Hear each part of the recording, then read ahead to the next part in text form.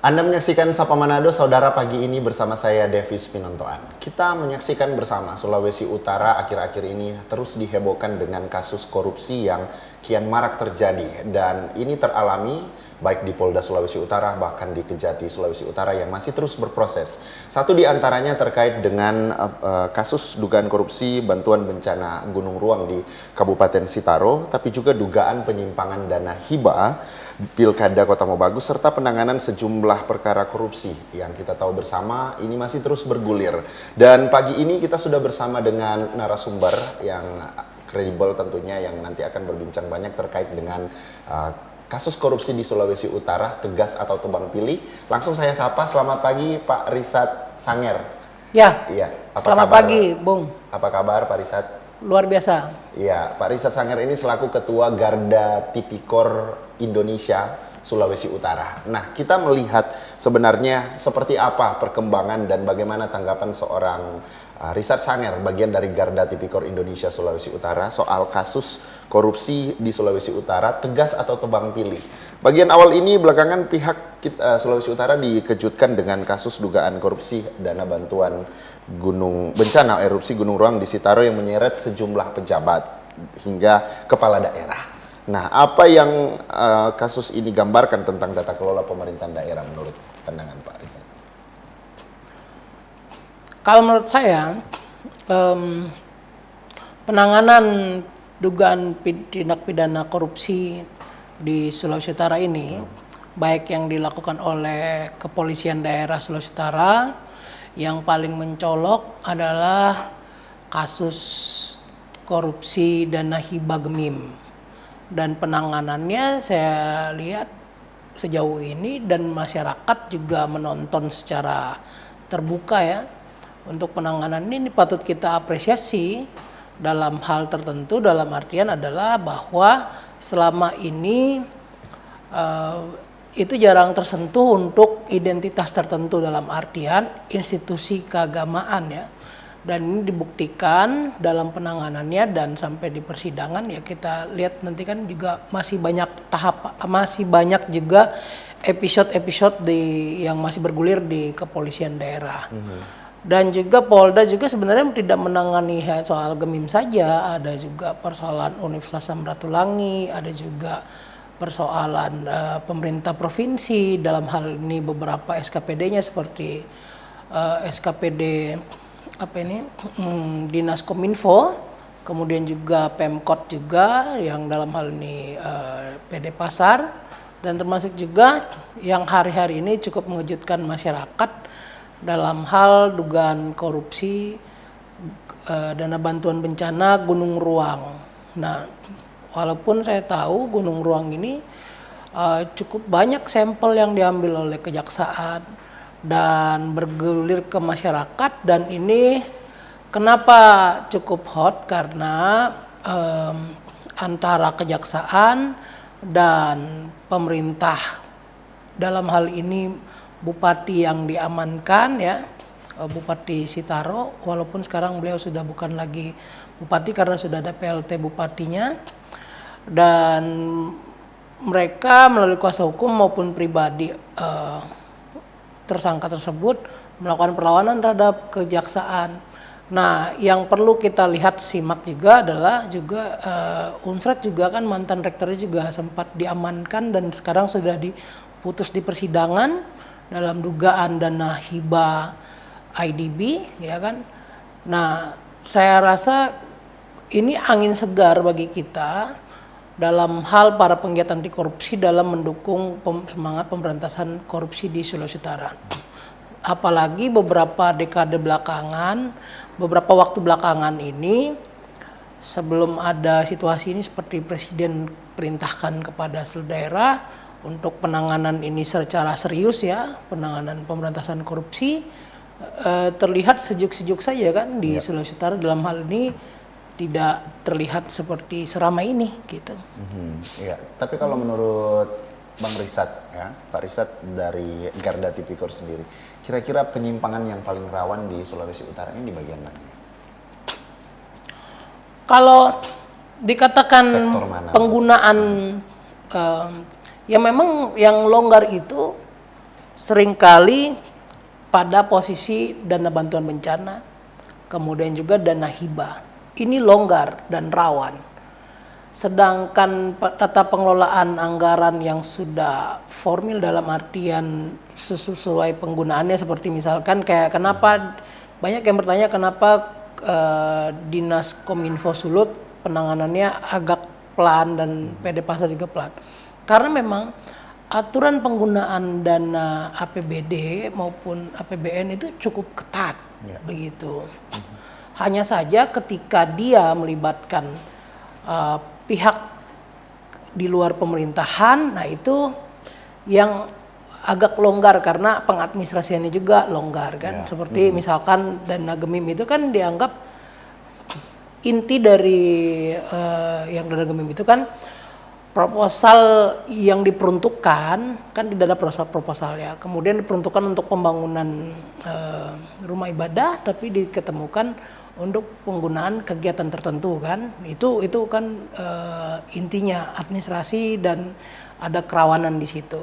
Kemudian kalau di Gunung Ruang banyak masyarakat belum mengetahui di Gunung Ruang ini pejabat Bupati Sitaro yang kemarin Joy Oro itu mungkin saja beliau orang baik ya, dan banyak yang mengenal beliau, tapi beliau keliru dalam hal ketika mau menandatangani syarat untuk bantuan dari pemerintah pusat ke daerah itu ada namanya surat pertanggungjawaban mutlak.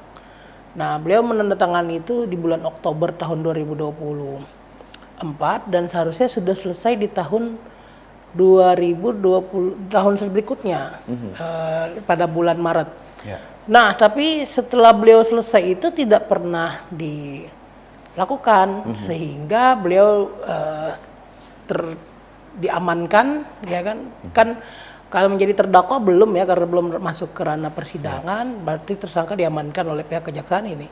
Dan heboh ini ketika melibatkan pemerintahan yang baru, Bupati Cynthia ini didapati kecurigaan 3 hal. Yang pertama adalah adanya pengkondisian. Dibuktikan dengan apa? Dengan adanya toko yang tidak seharusnya menjual alat-alat bangunan karena fungsinya itu atau bisnis utamanya itu menjual alat-alat barang kebutuhan pokok, tapi diperuntukkan untuk menjual bahan-bahan bangunan. Dan kemudian juga speknya juga ada yang didapati tidak sesuai spek, misalkan ini ketebalannya seperti apa tapi dia tipis barangnya. Baik, oke. Bang Rizat, ini masih itu bagian salah satu diantaranya indikator yang kita lihat hari ini ya, yang sementara berproses hukumnya. Ya, kita juga pasti akan melihat sebenarnya seperti apa ini, apa yang menjadi faktor sehingga Sulawesi Utara ini terus berdampak dengan yang namanya korupsi. Apakah dari sisi lemahnya pengawasan atau dari faktor politik? Itu juga salah satunya yang akan kita perhatikan di segmen kedua perbincangan di pagi hari ini, masih terkait dengan kasus korupsi di Sulawesi Utara, tegas atau tebang pilih. Tetap bersama kami di Sapa Manado.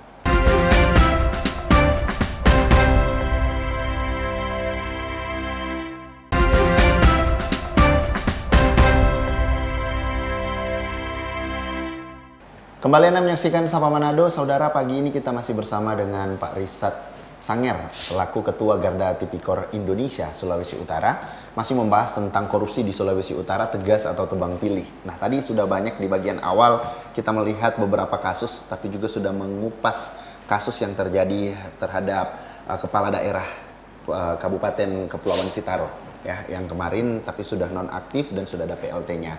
Nah, tapi di satu sisi ini apakah ada hubungannya dengan partai politik atau lemahnya pengawasan kalau menurut Pak Ica? Baik, pertama begini, yang perlu kita lihat dulu adalah partai politik kalau ditanya apakah bertanggung jawab, saya rasa bertanggung jawab. Karena apa? Karena seharusnya seleksi untuk mengantarkan figur kepala daerah itu, partai politik itulah yang melakukan penyiapan kader.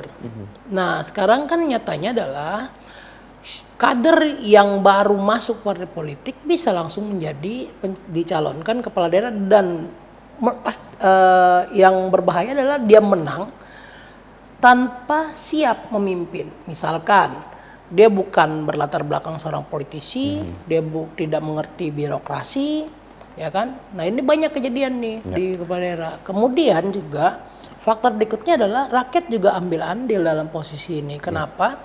Karena demokrasi hari ini kecenderungan demokrasi yang kapital dalam artian kepala daerah yang diantarkan oleh pemilihan langsung oleh masyarakat pasti ujung-ujungnya lahir dari dugaan money politik yang tinggi, ya kan?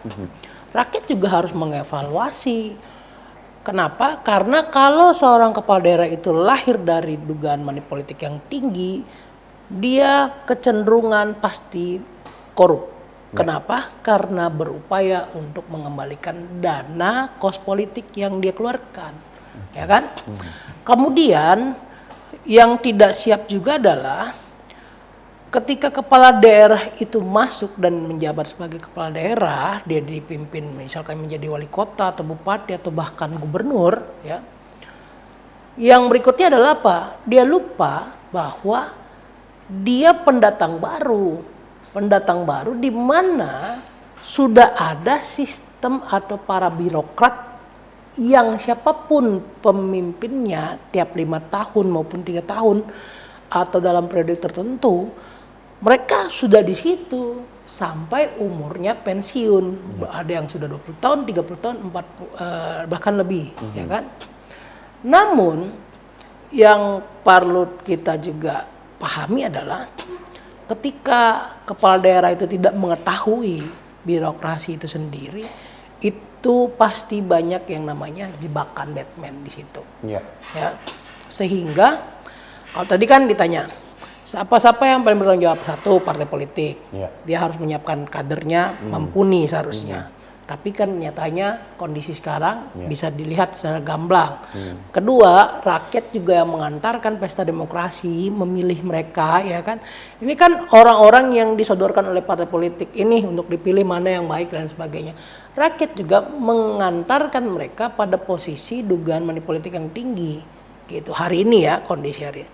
Yang ketiga juga adalah, kan ada yang pernah nanya ke saya bahwa mereka sudah retreat oleh presiden, hambalang dan sudah dilatih. Nah itu pelatihan yang hanya sekitaran 1 minggu, bahkan lebih juga beberapa hari, itu tentunya tidak bisa mengajarkan seorang kepala daerah itu untuk mengerti secara benar, secara full begitu. Apalagi masalah niatan itu. Baik, ya. Tapi di satu sisi kita tarik lagi ke masyarakat ya sebagai audiens utama yang menilai secara langsung bagaimana kebijakan-kebijakan itu terjadi. Tapi beberapa kelemahan termasuk pengawasan juga yang pada akhirnya korupsi ini masih terus terjadi sampai hari ini.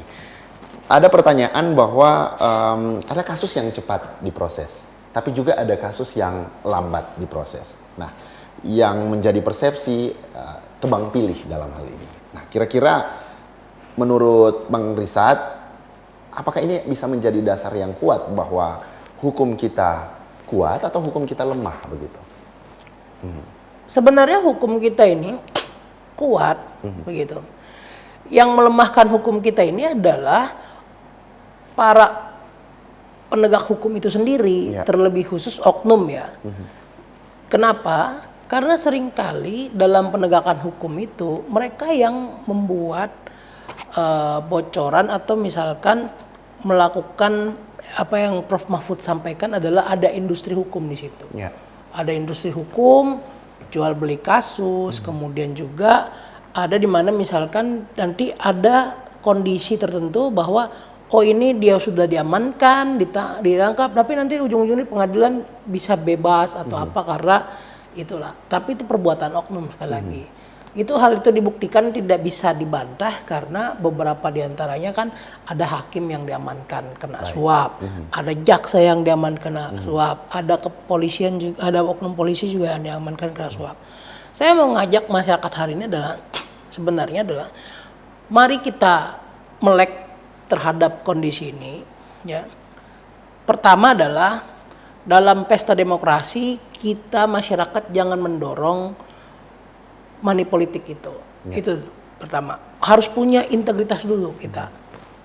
Untuk apa sih kalau cuman masalah mohon maaf hanya rupiah tertentu tiba-tiba kita mengorbankan periodik 5 tahun kan begitu. Paling tinggi juga ya kita udah familiar lah ya kan.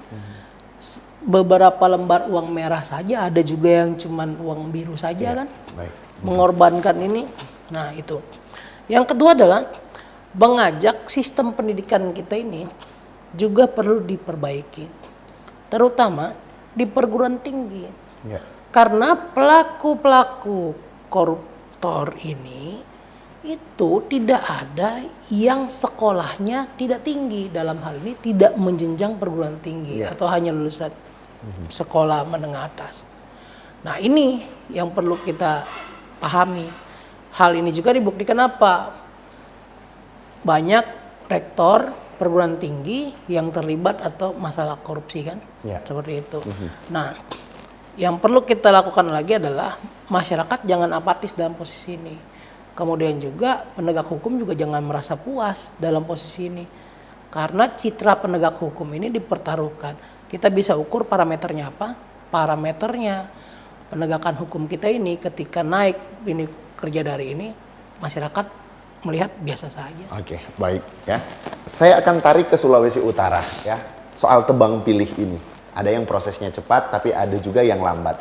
Apakah penegak hukum di Sulawesi Utara ini disebut sebagai penegak hukum yang tebang pilih atau sebagainya?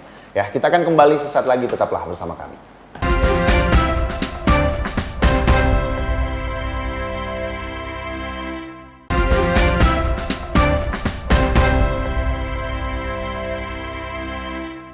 Kita sudah di segmen terakhir perbincangan pagi ini di program Sapa Manado, masih bersama dengan Pak Irsad Sanger selaku Ketua Garda Tipikor Indonesia Sulawesi Utara. Soal tebang pilih sekali lagi, kita balik ke sana tapi kita kerucutkan ke Sulawesi Utara. Penegak hukum di Sulawesi Utara, bagaimana tanggapan Anda? Tebang pilih atau tidaknya tergantung perspektif kita memandangnya seperti apa. Ya. Jarang diketahui oleh masyarakat secara luas. Dalam penanganan kasus korupsi, baik di kepolisian maupun di kejaksaan, ada yang namanya pemberkasan.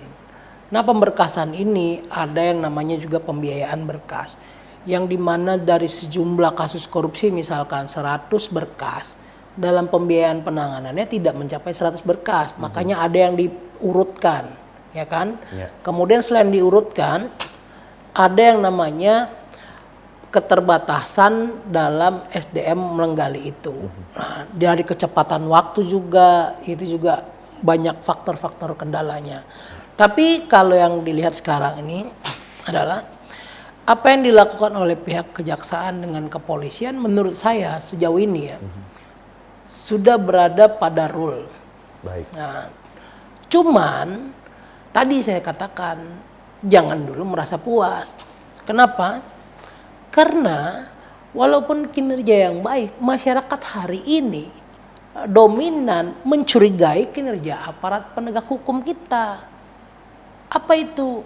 Ketika mereka bekerja dengan baik rule-nya, suara masyarakat kan biasa aja. Ya kan?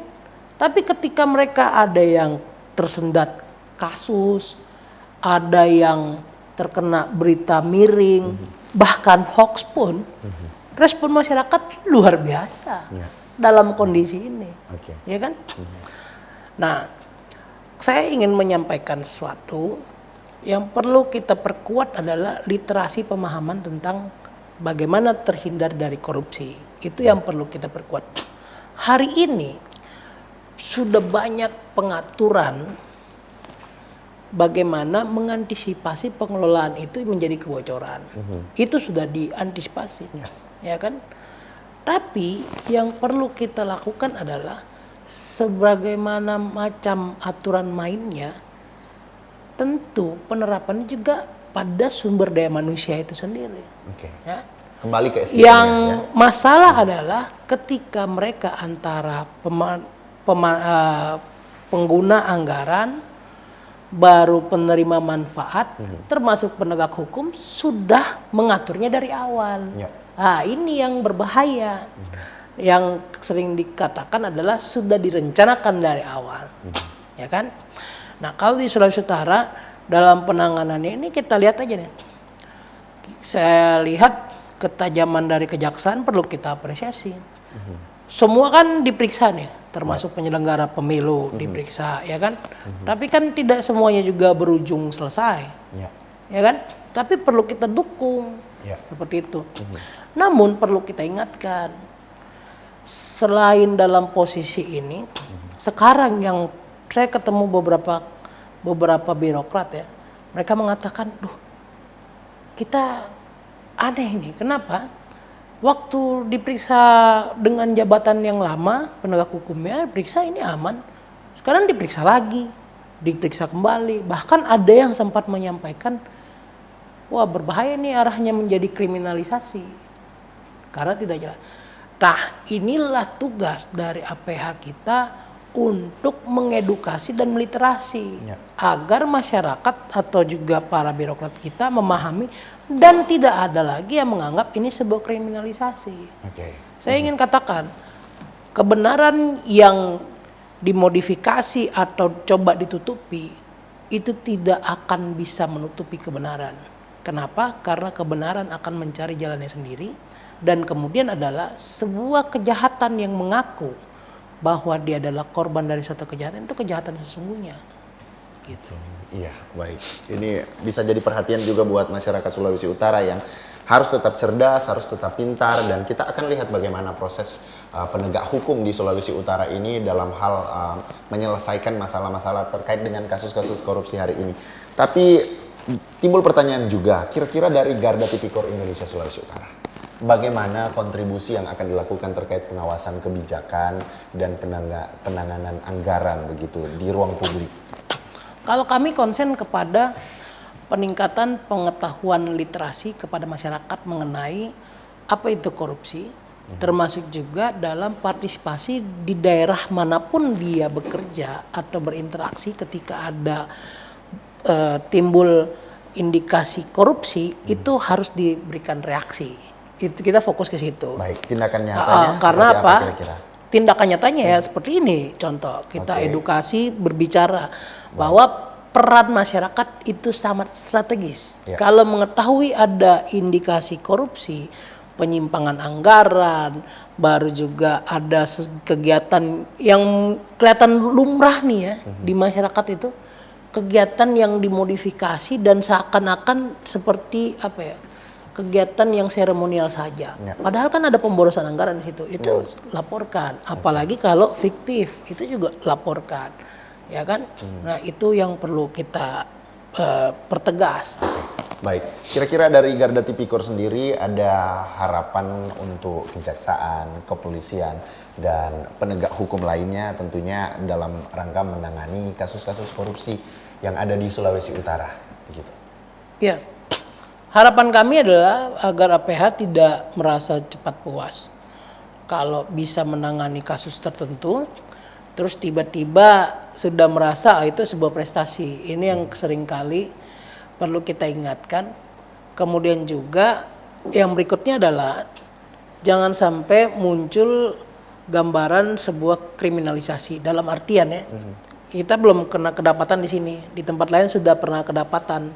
Ya apa itu? Ada kejari yang ngomong wah salah ketik gitu. Ya itu berbahaya seperti itu. Tapi saya rasa mau direkayasa atau penanganannya seperti apa ya, namanya pemberantasan korupsi semangatnya perlu kita dukung. Kemudian yang berikutnya adalah dalam pengawasannya ini seringkali masyarakat melupakan untuk mengawasinya secara bersama gitu. Nah dalam hal ini contoh juga nanti kita lihat nih kejaksaan dalam penanganan kasus Gunung Ruang, tuntutannya sejauh mana? Karena itu membuka juga ruang untuk bisa dihukum mati tuntutannya. Ya, karena kejadiannya itu kejadian dalam saat pengelolaan dana bantuan bencana dan itu ada aturan mainnya yang memungkinkan untuk itu. Baik. Kita berharap semua proses akan berjalan dengan baik dan kita akan lihat kebenarannya seperti apa. Tapi satu kesempatan lagi saya berikan kepada Garda Tipikor Indonesia, pesan untuk kepala daerah atau pejabat publik di luar sana terkait dengan korupsi ini, apa yang ingin disampaikan?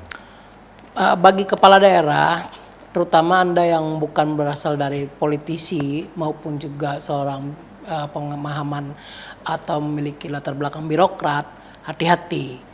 Dengan niatan yang baik, kepolosan tertentu, bisa saja korupsi nanti tidak pada posisi Anda sebagai penentu kebijakannya, tapi ada ruang di mana bawaan Anda yang seakan-akan akan menjebak Anda itu sendiri karena pengetahuan Anda itu. Jadi apa yang perlu kita lakukan, niatan integritas yang bersih itu perlu diimbangi dengan kemampuan meningkatkan pengetahuan tentang bagaimana mencegah korupsi dalam pemerintahan yang baik. Oke, Risat Sangher, Ketua Garda Tipikor Indonesia Sulawesi Utara. Terima kasih untuk waktunya. Terima kasih. Sudah datang di program Sapa Manado di tengah kesibukannya. Ya. Sukses ke depan untuk mengawal, menjaga korupsi di Sulawesi Utara. Terima kasih. Iya, demikian perbincangan kita pagi ini terkait dengan kasus korupsi di Sulawesi Utara. Tebang pilih atau tegas. Semoga ini akan memberi dampak dan memberi edukasi kepada masyarakat untuk lebih bijak lagi menilai, dan kepada penegak hukum kita berharap proses semua berjalan dengan baik. Akhir kata, saya Devis Pinontoan bersama seluruh redaksi yang bertugas mengucapkan terima kasih atas kebersamaan Anda. Selamat pagi, selamat beraktivitas, dan sampai jumpa.